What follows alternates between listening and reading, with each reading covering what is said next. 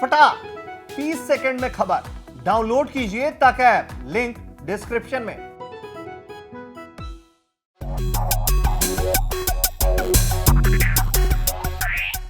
खून की नदियां बहाकर सत्ता पर बैठा तालिबान अब अपने पड़ोसियों से भी लड़ रहा है। ताजा मामला उज्बेकिस्तान का है। बताया जा रहा है कि उज्बेकिस्तान की सीमा बल के साथ तालिबानियों का संघर्ष हुआ है। ये भिड़ंत अफगानिस्तान के जजवान प्रोविंस के खुम्ब जिले में हुआ है।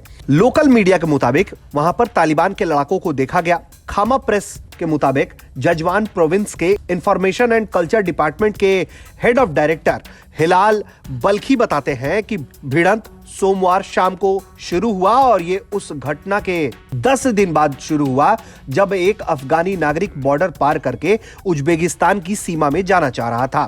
तभी उज्बेकिस्तान के सीमा सुरक्षा बल ने उसे मार गिराया। इस घटना के बाद से दोनों तरफ से ही तनाव बढ़ गया। आम हो या खास, जिसे जहां रास्ता मिल रहा है वो वहां से निकलकर बस अफगानिस्तान की सरहद लांघ कर निकल जाना चाहता है। कुछ लोग पड़ोसी मुल्क उज्बेकिस्तान की तरफ भी गए, लेकिन वहां बॉर्डर पर बना फ्रेंडशिप ब्रिज भी इन लोगों को पार न करा सका। ये उज्बेकिस्तान का तालिबान को समर्थन है या उसका डर या कुछ और, वजह जो भी हो, लेकिन उज्बेकिस्तान अपनी सीमा पर पूरी तरीके से सख्ती बरत रहा है। अफगानिस्तान के बल्ख प्रांत की सीमा उज्बेकिस्तान से लगती है। यहां से गुजरने वाली अमू नदी दोनों देशों की सीमाओं को बांटती है।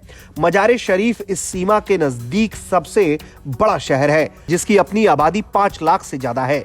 जब अफगानिस्तान में तख्ता पलट हुआ तो बड़ी संख्या में लोगों ने उज्बेकिस्तान की सीमा में दाखिल होने की कोशिश की। जब तख्ता पलट हुआ था तब न्यूयॉर्क टाइम्स की रिपोर्ट के मुताबिक अफगानिस्तान और उज्बेकिस्तान की सीमा पर बने फ्रेंडशिप ब्रिज पर बड़ी तादाद में लोग पहुंचने लगे। जाम की स्थिति पैदा हो गई। इनमें से 84 सैनिक सीमा में दाखिल हो गए, जिन्हें अवैध घुसपैठ के आरोप में गिरफ्तार किया गया। इसके अलावा कुछ आम नागरिक भी उज्बेकिस्तान की सीमा में घुसे, उन्हें भी पकड़ लिया गया। उज्बेकिस्तान के विदेश मंत्रालय की तरफ से इस संबंध में बयान भी जारी किया गया। गिरफ्तार लोगों को वापस भेजने की तैयारी भी चल रही है। इसके अलावा हवाई मार्ग से भी घुसपैठ हुई। 14 अगस्त और 15 अगस्त को अफगानिस्तान के 12 मिलिट्री विमान और 24 हेलीकॉप्टर ने उज्बेकिस्तान में लैंड किया। इसमें 585 सैनिक बताए जाते हैं। इस घटना के बाद उज्बेकिस्तान की तरफ से कहा गया कि ये जबरन लैंड कराए गए।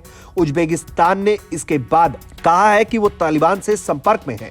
उज्बेकिस्तान ने कहा कि अगर उनके बॉर्डर पर किसी किस्म का उल्लंघन किया गया तो वो कड़ा जवाब देंगे। यह वो वक्त था जब अफगानिस्तान में पूरी तरह से उथल-पुथल मच चुकी थी, तख्ता पलट हो चुका था। लेकिन उज्बेकिस्तान ने इससे पहले ही अफगान लोगों से किनारा कर लिया था। यानी अफगान लोगों और अफगान सैनिकों के प्रति उज्बेकिस्तान सख्त है और तालिबान के टच में है।